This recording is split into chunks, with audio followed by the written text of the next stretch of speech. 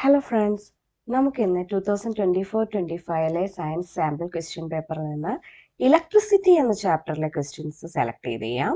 Okay, first question. The electric circuit above figure in a clothes dryer contains two heaters X and Y in parallel. The above figure shows the circuit connected to a 230 volt power supply. When both switches are closed, the current in X is 3.5 ampere. Analyze the circuit given above and answer the following questions. Calculate the power developed in heater X. So first question എന്ന് പറയുന്നത് X എന്ന് പറയുന്ന ഹീറ്ററിന്റെ power കണ്ടുപിടിക്കാൻ വേണ്ടിയിട്ടാണ്. Okay, calculate the power developed in heater X. അപ്പോൾ നമുക്ക് പവറിന്റെ equation അറിയാം, വോൾട്ടേജ് ടൈംസ് കറണ്ട് ആണ്. ആ ഇക്വേഷൻ യൂസ് ചെയ്യാം. ഇപ്പൊ ഇവിടുത്തെ വോൾട്ടേജ് തന്നിട്ടുണ്ട്. ഇത് പാരലൽ കണക്ഷൻ ആണ് അല്ലെ, രണ്ട് ഹീറ്ററും പാരലൽ കണക്ഷൻ ആണ്. പിക്ചറിൽ നിന്ന് നമുക്ക് മനസ്സിലാവും, ക്വസ്റ്റ്യനിലും തന്നിട്ടുണ്ട്. അപ്പോൾ ഈ 230 വോൾട്ട് എന്ന് പറയുന്നത് രണ്ട് ഹീറ്ററിനും അങ്ങനെ തന്നെയാണ്. അപ്പൊ 230 വോൾട്ട് വോൾട്ടേജ് ആൻഡ് കറണ്ട് നമുക്ക് തന്നിട്ടുണ്ട് ക്വസ്റ്റ്യനിൽ. 3.5 ആംപിയർ കറണ്ട് ആണ് എക്സ് എന്ന് പറയുന്ന ഹീറ്ററിലൂടെ പോകുന്നത്. അപ്പൊ പവർ ഈസി ആയിട്ട് കണ്ടുപിടിച്ചൂടെ? വോൾട്ടേജ് ടൈംസ് കറണ്ട് ആകുമ്പോൾ 230 ടൈംസ് 3.5 ആംപിയർ. നമുക്ക് എന്താ കിട്ടുക? 805 വാട്ട്സ് എന്ന് കിട്ടും. ഓക്കെ, ഈ ക്വസ്റ്റ്യൻ ആൻസർ ഇതാണ്. If the resistance of X is double that of Y, calculate the current in heater Y. അപ്പോൾ നമുക്ക് റെസിസ്റ്റൻസ് ഓഫ് Y എങ്ങനെ എഴുതാം? റെസിസ്റ്റൻസ് ഓഫ് Y നമ്മൾ R ആയിട്ട് എടുക്കുകയാണെങ്കിൽ റെസിസ്റ്റൻസ് ഓഫ് X എന്ന് പറയുന്നത് അതിന്റെ ഡബിൾ ആയിരിക്കും അല്ലേ. സോ 2R എന്ന് നമ്മൾ എടുക്കാം. അപ്പോൾ എക്സിൽ സംഭവിക്കുന്നത് എന്താണ്? എക്സ് എന്താണ്? ഓംസ് ലോ അനുസരിച്ച് നമുക്ക് എന്ത് എഴുതാം? വോൾട്ടേജ് ഡിവൈഡഡ് ബൈ റെസിസ്റ്റൻസ് ആണ് കറണ്ട് അല്ലേ. വോൾട്ടേജ് ഡിവൈഡ് ബൈ ഇവിടുത്തെ റെസിസ്റ്റൻസ് എന്താണ്? 2R. അതാണ് അവിടുത്തെ കറണ്ട്. കറണ്ട് എന്താണ്? 3.5 ആംപിയർ എന്ന് വന്നിട്ടുണ്ട്. സോ എക്സിന്റെ കേസാണ് ഇത്. അപ്പോൾ വൈക്ക് എന്ത് വരും? അറ്റ് വൈ എന്താ സംഭവിക്കുക? Voltage divide by resistance current ആണ്. വോൾട്ടേജ് ഡിവൈഡ് ബൈ റെസിസ്റ്റൻസ്, ഇവിടുത്തെ റെസിസ്റ്റൻസ് R ആണ്. V by R equals current. So from here നമുക്ക് V by R സെപ്പറേറ്റ് ചെയ്തൂടെ? V by R is equal to 3.5 times 2, that is 7 ampere. At Y I equals 7 ampere. ഇതാണ്. The above figure shows two resistors X and Y connected in series to a battery. The power dissipated for this combination is P1. When these resistors two are connected in parallel to the same battery, then the power dissipated is given by P2. Find out the ratio P1 divided by P2. So ratio ആണ് P1 to P2 ആണ് കണ്ടുപിടിക്കേണ്ടത്. ഇത് previous ക്വസ്റ്റ്യൻ്റെ ഒരു optional question ആണ്. Okay, ആ question അറിയില്ലെങ്കിൽ ഇത് ചെയ്യാം എന്നുള്ളതാണ്. അപ്പോൾ നമുക്ക് സീരീസ് കണക്ഷനിൽ ടോട്ടൽ റെസിസ്റ്റൻസ് എന്ത് വരും? സീരീസ് കണക്ഷൻ ആണെങ്കിൽ ടോട്ടൽ റെസിസ്റ്റൻസ് എന്താ വരിക? ഈ രണ്ട് റെസിസ്റ്റൻസും കൂടി ആഡ് ചെയ്താൽ മതി അല്ലേ. R plus 2R, total resistance 3R എന്ന് വരും സീരീസ് കണക്ഷനിൽ.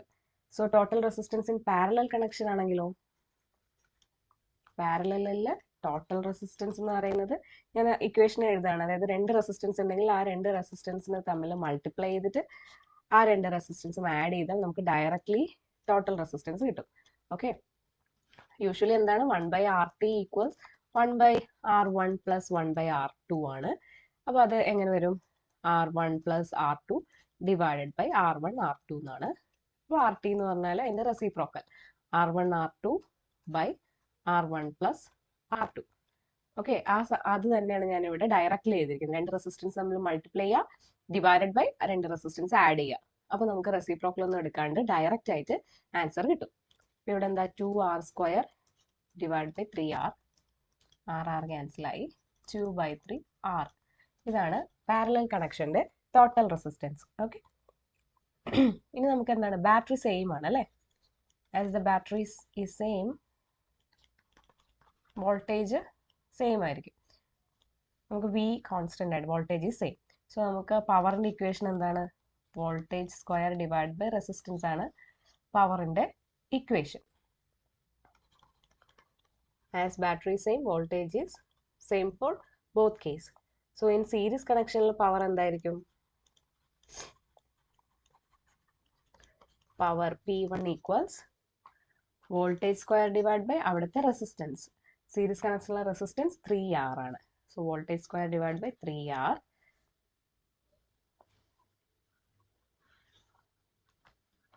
പാരലൽ കണക്ഷനിലെ പവർ എന്തായിരിക്കും? Power is equal to V square by അവിടുത്തെ resistance 2/3R. Okay, P1 divided by P2 ആണ് കണ്ടുപിടിക്കേണ്ടത്. V square by 3R divided by V square by 2/3R. Reciprocal കൊണ്ട് multiply ചെയ്യാം. Times 2/3R divide by V square cancel, R cancel, 2/9 എന്ന് വരും. So P1 by P2 എന്ന ratio 2/9 എന്നാണ് answer വരിക.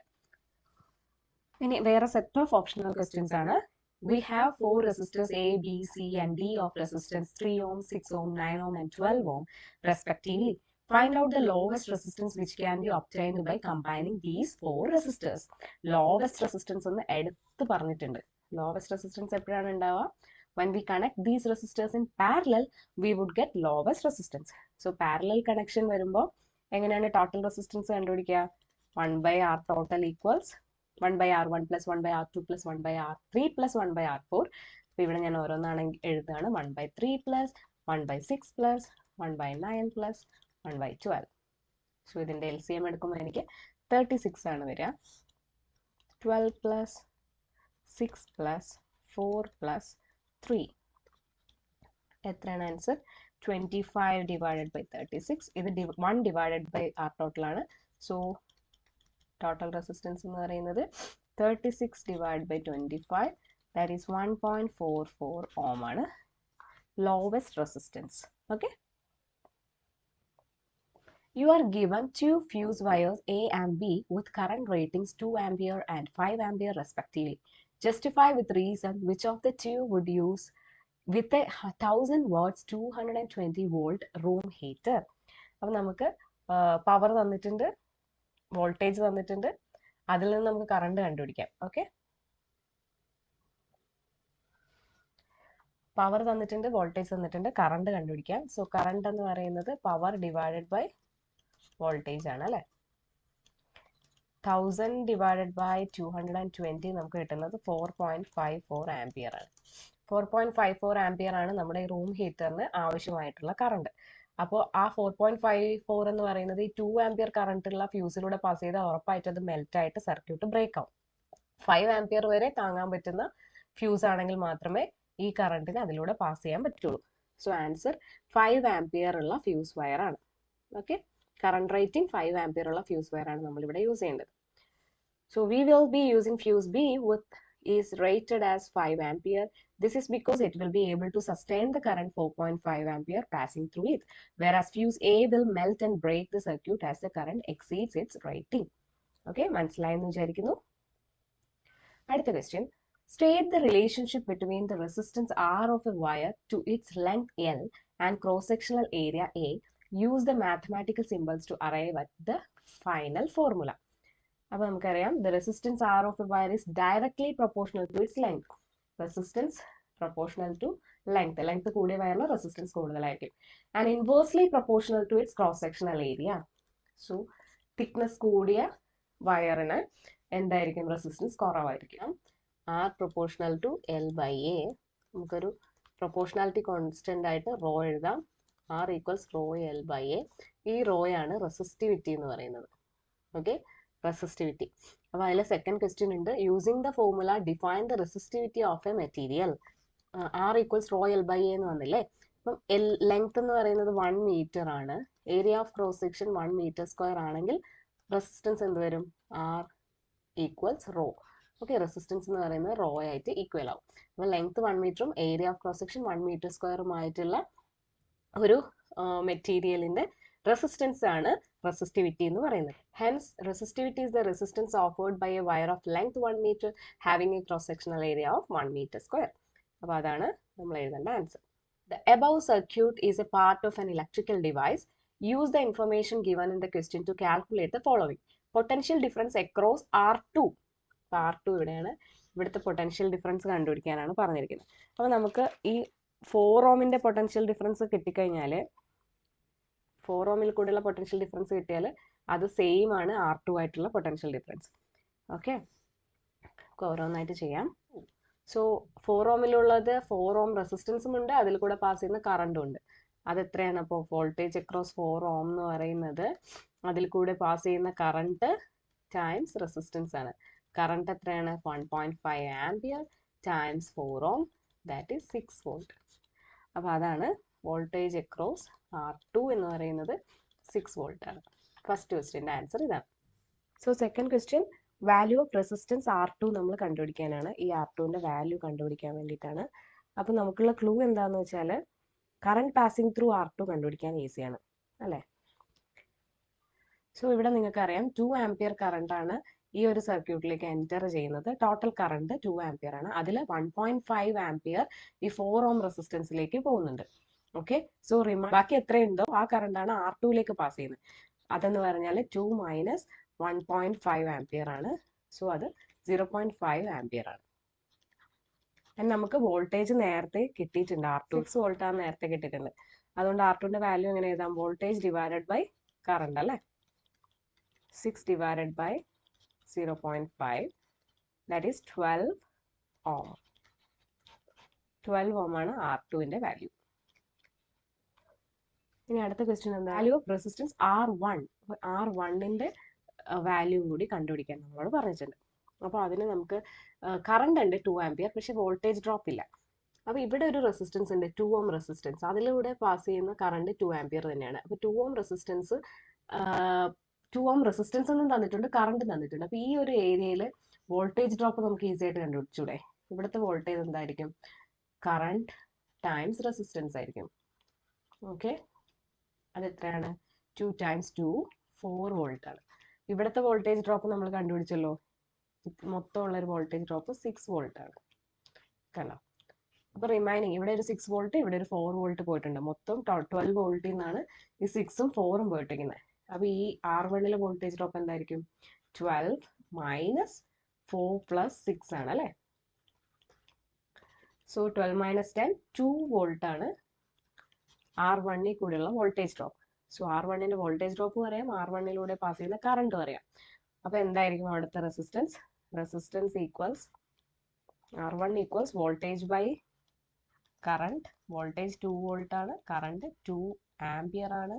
So നമുക്ക് 1 ഓം എന്ന ആൻസർ കിട്ടും. ഇത് R1 എന്ന് പറയുന്നത് 1 ഓം ആണ്. ഓക്കെ, ടോട്ടൽ 12 വോൾട്ടിൽ നിന്ന് 6 വോൾട്ടും 4 വോൾട്ടും രണ്ട് സ്ഥലത്തായിട്ട് ഡ്രോപ്പായി റിമൈനിങ് ഉള്ള 2 വോൾട്ടാണ് R1ന് യൂസ് ചെയ്യാൻ പറ്റുന്നത്. ഓക്കെ, അതിൻ്റെ ഓപ്ഷണൽ ക്വസ്റ്റ്യൻ ആണ്. As shown in the figure above A and B are 2 lamps. Okay, A എന്ന് പറയുന്ന ലാമ്പും B എന്ന് പറയുന്ന ലാമ്പും ഇവിടെ കാണാം. lamp A is rated at 12 volt 24 watts. Power 24, voltage drop 12 volt ആണ്. Lamp B is rated at 6 volt. When lamp B operates at its rated voltage, the current in it is 3 ampere. The values of R1 and R2 are chosen so that both lamps operate at their rated voltages. Based on the information given, answer the following. First question, calculate the current in lamp A എന്നാണ്. So ഈ lamp എയിലൂടെ pass ചെയ്യുന്ന കറണ്ടാണ്. Lamp എയിൽ details തന്നിരിക്കുന്നത് power തന്നിട്ടുണ്ട്. Okay, 24 volts എന്ന് തന്നിട്ടുണ്ട്. വോൾട്ടേജ് തന്നിട്ടുണ്ട് 12 വോൾട്ട്. അപ്പം നമുക്ക് പവറിൻ്റെ ഇക്വേഷൻ അറിയാമല്ലോ, വോൾട്ടേജ് ടൈംസ് കറണ്ട് ആണ്. സോ കറണ്ട് എന്ന് പറയുന്നത് power divided by voltage. So 24 watts divided by 12 volt, 2 ampere ആണ് ആൻസർ. ഓക്കെ, ലാമ്പ് എയിലൂടെയുള്ള പാസ് ചെയ്യുന്ന കറണ്ട് എന്ന് പറയുന്നത് 2 ആംപിയർ ആണ്. State and give reason for the reading of volt meter. ഇവിടെ ഒരു വോൾട്ട് മീറ്റർ ഉണ്ട്. വോൾട്ട് മീറ്റർ എന്ന് പറയുന്നത് ഈ എ എന്ന് പറയുന്ന ബൾബും ബി എന്ന് പറയുന്ന ബൾബും ആക്ച്വലി ബി എന്ന് പറഞ്ഞ ബൾബിന്റെ കൂടെ R2 എന്ന് പറഞ്ഞ റെസിസ്റ്റൻസും കൂടെ ഉണ്ട്. അപ്പോൾ ഇത് ടോട്ടലായിട്ട് ഒരു പാരലൽ കോമ്പിനേഷൻ ആണ്. അപ്പോൾ എയിൽ എന്ത് വോൾട്ടേജ് ഉണ്ടോ അത് തന്നെയായിരിക്കും ബിയിലും R2ലും കൂടെ കമ്പൈൻഡ് ആയിട്ടുള്ള വോൾട്ടേജ്. ആ വോൾട്ടേജ് ആണ് നമ്മുടെ വോൾട്ട് മീറ്ററിൽ കാണിക്കുന്നത്. ഓക്കെ, ആൻസർ അപ്പോൾ 12 വോൾട്ട് ആണ്. Okay, potential difference across the arm containing bulb A എന്ന് പറയുന്നത് 12 വോൾട്ട് ആണെന്ന് ക്വസ്റ്റ്യനിൽ തന്നിട്ടുണ്ട്. ഓക്കെ, അതുകൊണ്ടാണ് എൻ്റെ ആൻസർ അങ്ങനെയായിരുന്നു. Calculate the resistance R2. ഇവിടുത്തെ R2 ആണ് കണ്ടുപിടിക്കാൻ പറഞ്ഞിരിക്കുന്നത്. R2യിലൂടെ പാസ് ചെയ്യുന്ന കറണ്ട് നമുക്കറിയാം. ആ കറണ്ട് തന്നിട്ടുണ്ട് 3 ആംപിയർ, ബിയിലൂടെ പാസ് ചെയ്യുന്ന കറണ്ട് 3 ആംപിയർ ആണ്. സെയിം കറണ്ട് തന്നെയാണ് R2ലൂടെയും പാസ് ചെയ്യുന്നത്. പിന്നെ ടോട്ടൽ വോൾട്ടേജ് എന്ന് പറയുന്നത്, അതായത് ഈ പാരലൽ കണക്ഷന്റെ വോൾട്ടേജ് 12 വോൾട്ട് ആണ് നമ്മൾ കണ്ടുപിടിച്ചിട്ടുണ്ട്. അതിൽ ബി എന്ന് പറഞ്ഞ ബൾബിന്റെ വോൾട്ടേജ് 6 വോൾട്ട് ആണ്. സോ റിമൈനിങ് വോൾട്ടേജ് ആയിരിക്കും R2വിന് ഉണ്ടാവുക, അല്ലെ? യും R2വും ഉള്ള ആമും എ എന്ന് പറയുന്ന ബൾബുള്ള ആമും പാരലൽ കോമ്പിനേഷൻ ആണ്. സോ എയുടെ അതേ വോൾട്ടേജ് തന്നെയായിരിക്കും ഈ ബിയും ആറും കൂടെയുള്ള R2വും കൂടെയുള്ള ആമിന്റെ പൊട്ടൻഷ്യൽ ഡിഫറൻസ്. സോ അത് രണ്ടും കൂടെ ആഡ് ചെയ്യുമ്പോൾ 12 വോൾട്ട് കിട്ടും. പൊട്ടൻഷ്യൽ ഡിഫറൻസ് അക്രോസ് R2 മാത്രം കണ്ടുപിടിക്കണമെങ്കിൽ 12 minus potential difference across B ചെയ്താൽ മതി. അത് 6 വോൾട്ട് ആണെന്ന് ക്വസ്റ്റ്യൻ തന്നിട്ടുണ്ട്. So potential difference across R2 എന്ന് പറയുന്നത് 6 വോൾട്ട് ആണെന്ന് കിട്ടി. ഓക്കെ, അതിൽ കൂടെ പാസ് ചെയ്യുന്ന കറണ്ട് 3 ആംപിയറും ആണ്. സോ R2 എന്തായിരിക്കും? R2 എന്ന് പറയുന്നത് വോൾട്ടേജ് ബൈ കറണ്ട് ആണ്. Voltage 6 volt, current 3 ampere. R2 എന്ന് പറയുന്നത് 2 ഓം ആയിരിക്കും. ഓക്കെ, ഇനി അടുത്ത question, find the value of resistance R1. R1 ആണ് question. So current through R1 എങ്ങനെ കണ്ടുപിടിക്കും? സോ കറണ്ട് ത്രൂ R1 എന്ന് പറയുന്നത് ടോട്ടൽ കറണ്ട് ആണ്, അല്ലെ? ഇവിടെ നിന്ന് പാസ് ചെയ്യുന്നു, ഇവിടെ സ്പ്ലിറ്റ് ആയി, വീണ്ടും ഇവിടെ നിന്ന് തിരിച്ചു വരുന്ന R1ലേക്ക് വരുന്നത് ടോട്ടൽ കറണ്ട് തന്നെയാണ്. അപ്പോൾ ഇവിടെ 2 ആംപിയർ കറണ്ട് കിട്ടിയിരുന്നു, ഇവിടെ 3 ആംപിയർ ആണ്. സോ ടോട്ടൽ എന്ന് പറയുന്നത് 3 ampere plus 2 ampere 5 ampere current ആണ് R1ലൂടെ പാസ് ചെയ്യുന്നത്. ഓക്കെ, സോ ഇനി പൊട്ടൻഷ്യൽ ഡിഫറൻസ് അക്രോസ് R1 എന്തായിരിക്കും? വോൾട്ടേജ് ഡ്രോപ്പ് നമ്മൾക്ക് ടോട്ടൽ വോൾട്ടേജ് 15 വോൾട്ട് ആണ്. അതിൽ ഈ പാരലൽ കോമ്പിനേഷന് മാത്രം 12 വോൾട്ട് ഡ്രോപ്പ് ആയിട്ടുണ്ട്. അപ്പൊ റിമൈനിങ് വോൾട്ടേജ് ആണ് നമ്മുടെ R1നുള്ളത്. സോ 15 മൈനസ് 12 3 വോൾട്ട് ആണ് R1ലുള്ള വോൾട്ടേജ് ഡ്രോപ്പ്. സോ R1 എങ്ങനെ കണ്ടുപിടിക്കാം? വോൾട്ടേജ് ഡ്രോപ്പും ഉണ്ട്, കറണ്ടും ഉണ്ട്. വോൾട്ടേജ് ഡിവൈഡ് ബൈ കറണ്ട് ചെയ്താൽ നമുക്ക് റെസിസ്റ്റൻസ് കിട്ടും. വോൾട്ടേജ് 3 ആണ് ആൻഡ് കറണ്ട് 5 ആംപിയർ ആണ്. 3 volt divided by 5 ampere. 3 divided by 5, 6 divided by 10, 0.6 ohm കിട്ടും. ഓക്കെ അല്ലേ? അടുത്ത ഒരു ഓപ്ഷണൽ ക്വസ്റ്റ്യൻ ആണ്. State the law and write the formula connecting the electric current flowing through a conductor and voltage applied across it. നമുക്ക് അറിയാവുന്ന law ആണ്, അല്ലേ? Ohm's law. Ohm's law എന്താണ് സ്റ്റേറ്റ് ചെയ്യുന്നത്? Ohm's law states that the voltage across a conductor is directly proportional to the current flowing through it, provided all physical conditions and temperatures remain constant. So, for given temperature, voltage current proportional ആയിരിക്കും. Voltage proportional to current എന്നാണ് പറയുക. അപ്പോൾ നമ്മൾ ആ proportionality constant ആയിട്ട് റെസിസ്റ്റൻസിനാണ് വെക്കുന്നത്. Okay, നമുക്ക് ഒരു ഗ്രാഫ് വരയ്ക്കുകയാണെങ്കിൽ വോൾട്ടേജും കറണ്ടും നമ്മൾ പ്രാക്ടിക്കലി ചെയ്യുമ്പോൾ നമുക്ക് ഒരു സ്ട്രൈറ്റ് ലൈൻ ആയിരിക്കും കിട്ടുക, ഗ്രാഫിൽ വരയ്ക്കുന്നത്. അതിന്റെ മീനിങ് എന്താണ്? വോൾട്ടേജും കറണ്ടും ഡയറക്ട്ലി പ്രൊപ്പോർഷണൽ ആണ്. In a household, 5 fans each of 100 watts are used for 4 hours and an electric press of 500 watts for 2 hours every day. Calculate the cost of using the fans and electric press for 60 days if the cost of 1 unit of electrical energy is rupees 6.5. ഞാനിത് ഓരോ സ്റ്റെപ്പായിട്ട് എഴുതാണ്ട് direct ഒറ്റയടിക്ക് ചെയ്യാൻ പോവാണ്. അപ്പോൾ energy of fans നമുക്ക് കണ്ടുപിടിക്കാം, അല്ലേ? എനർജി നമുക്ക് കിലോ വാട്ട് അവറിലാണ് വേണ്ടത്. ഓക്കെ, കിലോ വാട്ട് അവറിലാണ് എനർജി വേണ്ടത്. സോ നമുക്ക് ഇവിടെ വാട്ട് പവർ ഉണ്ട്, അതിന് ടൈമും ഉണ്ട്, എത്ര മണിക്കൂറാണ് ഇത് യൂസ് ചെയ്യുന്നത് എന്നുള്ള ടൈമുണ്ട്. ഇപ്പൊ എനർജി എന്ന് പറയുന്ന പവറിന്റെ പവർ ടൈംസ് ടൈം ആണ്. Okay, so 100 watts times 4 hours എന്ന് പറയുന്നത് വാട്ട് അവറിലാണ് യൂണിറ്റ് കിട്ടുക, വാട്ട് അവറിലാണ് ആൻസർ കിട്ടുക. അപ്പോൾ നമ്മൾ ഇലക്ട്രിസിറ്റി ബില്ല് കാൽക്കുലേറ്റ് ചെയ്യുന്നത് അവർ കിലോ വാട്ട് അവർ കണ്ടുപിടിച്ചിട്ട് അത് ഒരു യൂണിറ്റ് ആയിട്ട് എടുത്തിട്ടാണ്. ഒരു കിലോ വാട്ട് അവറിന് എത്ര രൂപ? 6.5 rupees. അങ്ങനെയാണെങ്കിൽ ടോട്ടൽ കിലോ വാട്ട് അവറിന് എത്രയാണെന്നാണ് നമ്മൾ കണ്ടുപിടിക്കേണ്ടത്. സോ ഇതിനെ കിലോ വാട്ട് ആക്കണമെങ്കിൽ എന്ത് ചെയ്യുക? നമ്മൾ 1000 കൊണ്ട് ഡിവൈഡ് ചെയ്യാം. വാട്ട്സിനെ കിലോ വാട്ട് ആക്കാൻ വേണ്ടി 1000 കൊണ്ട് ഡിവൈഡ് ചെയ്തു. 4 hours അങ്ങനത്തെ എത്ര ഫാനാണുള്ളത്? 5 ഫാൻസ് ആണ്. അപ്പൊ ഇത് ഒരു ദിവസത്തെ കാര്യമാണ്. ഒരു ദിവസമാണ് 4 hours യൂസ് ചെയ്യുന്നത്. ഓക്കെ, അങ്ങനെയാണെങ്കിൽ 60 days ഓക്കെ എത്ര എനർജി യൂസ് ചെയ്യും? ഇതെങ്ങനെ കാൽക്കുലേറ്റ് ചെയ്യുമ്പോൾ 1000 2 0 ക്യാൻസലായി, 16 days 1 0 ക്യാൻസലായി, 4 5s are 20, 26 are 120 kilo what hour ആണ് ഫാൻ്റെ എനർജി. ഓക്കെ, ഇനി ഇലക്ട്രിക് പ്രസ്സിന്റെ എനർജി നമുക്ക് കണ്ടുപിടിക്കാം. Energy of electric press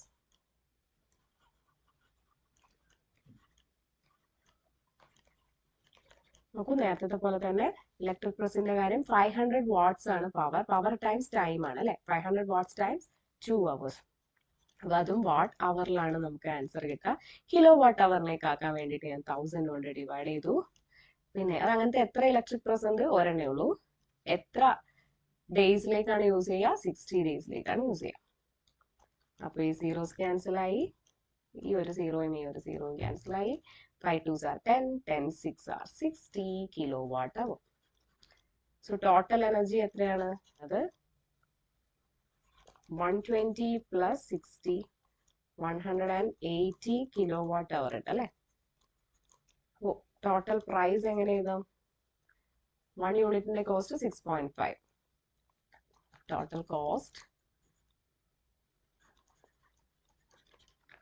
180 times 6.5 നമ്മൾ ചെയ്യുമ്പോൾ 1170 rupees ആണ് കോസ്റ്റ് വരുന്നത്.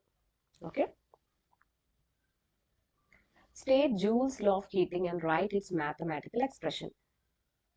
Joule's law of heating states that the heat produced in a conductor is directly proportional to the square of the current flowing through it, the resistance of the conductor, and the time for which the current flows. Okay. Mathematically expressed as H equals I square RT. ഇതാണ് Joule's law. അടുത്ത question. Two resistors of resistances 2 ohm and 4 ohm are connected in series and parallel with a battery of given potential difference. Compute the ratio of total quantity of heat produced in the combination in the two cases if the total voltage and time are kept the same for both. അപ്പോൾ നമുക്ക് series കണക്ഷനിലെ total resistance ആദ്യം കണ്ടുപിടിക്കാം. കാരണം നമ്മുടെ ഹീറ്റിന്റെ equation എന്താണ്? I square RT ആണ്. ഇവിടെ വോൾട്ടേജിന്റെ ടേംസിലാണ്. അപ്പോൾ V square divided by R times T. ഈ ഇക്വേഷൻ ആണ് നമ്മൾ യൂസ് ചെയ്യുന്നത്. Okay. V square by RT എന്നുള്ള ഇക്വേഷൻ ആണ് യൂസ് ചെയ്യുക. സോ ഇൻ സീരീസ് കണക്ഷനിൽ ടോട്ടൽ റെസിസ്റ്റൻസ് എന്താണ്? നമുക്ക് ആഡ് ചെയ്യാം അല്ലേ. 2 ohm plus 4 ohm. R1 plus R2 ആണ്. 2 ohm പ്ലസ് 4 ohm 6 ohm ആണ് സീരീസ് കണക്ഷനിലെ റെസിസ്റ്റൻസ്. ആൻഡ് വോൾട്ടേജും ടൈമും കോൺസ്റ്റന്റ് ആക്കി വെക്കാനാണ് നമ്മളോട് പറഞ്ഞിരിക്കുന്നത്. സീരീസ് ആയാലും പാരലൽ ആയാലും വോൾട്ടേജും ടൈമും കോൺസ്റ്റന്റ് ആണ്. HS heat energy in series connection V square by instead of R എനിക്ക് 6 ohm എഴുതാം ടൈംസ് T. ഓക്കെ. നമുക്ക് റേഷ്യോ ആണ് കണ്ടുപിടിക്കേണ്ടത്. ഇതൊരെണ്ണം കിട്ടി. ഇനി എനിക്ക് പാരലൽ കണക്ഷന്റെ ടോട്ടൽ റെസിസ്റ്റൻസ് കിട്ടണം. So in parallel connection R total എന്ന് പറയുന്നത് ഞാൻ എങ്ങനെ എഴുതാം? എനിക്ക് രണ്ട് റെസിസ്റ്റൻസ് ആണുള്ളെങ്കിൽ അവരെ മൾട്ടിപ്ലൈ ചെയ്യാം, ഡിവൈഡഡ് ബൈ അവരുടെ സമ്മ് എഴുതണം. അപ്പോൾ ഇവിടെ ആണെങ്കിൽ 2 times 4 ഡിവൈഡഡ് ബൈ 2 plus 4. സോ 8 ഡിവൈഡഡ് ബൈ 6 ohm ആണ് വരിക. That is 4/3 ohm. അപ്പോൾ heat produced by parallel connection എന്ന് പറയുന്നത് V square divided by 4/3 ohm. Okay. V square by R എന്ന് പകരം 4/3 ohm ആണ് ടൈംസ് T. HP യും HS ഉം കിട്ടി നമുക്ക്. ഓക്കെ. ഇതിന്റെ റേഷ്യോ എടുത്താൽ മതി അല്ലേ. HS ഡിവൈഡ് ബൈ HP ചെയ്യാം. കണക്ഷനും പാരലൽ കണക്ഷനിലെ ഹീറ്റ് പ്രൊഡ്യൂസ്ഡും 1/6 ടൈംസ് 4/3 4/18 2/9 എന്നാണ് ആൻസർ വരിക. റേഷ്യോ ഓക്കെ ആണെന്ന് വിചാരിക്കുന്നു. അപ്പോൾ എന്തെങ്കിലും ഡൗട്ട് ഉണ്ടെങ്കിൽ കമൻറ്റ് ചെയ്ത് ചോദിക്കുക. Okay. See you in next class. By.